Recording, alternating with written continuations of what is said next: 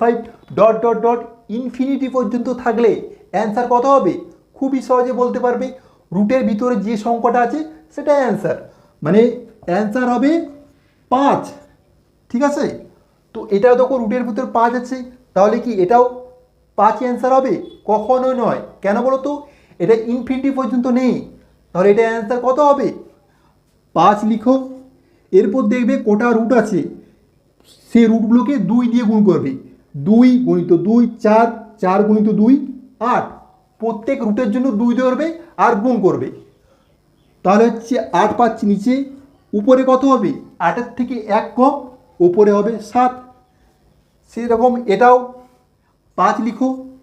এরপর 2 গুণিত 2 4, 4 দুগুণে 8, 8 দুগুণে 16, 16 দুগুণে 32।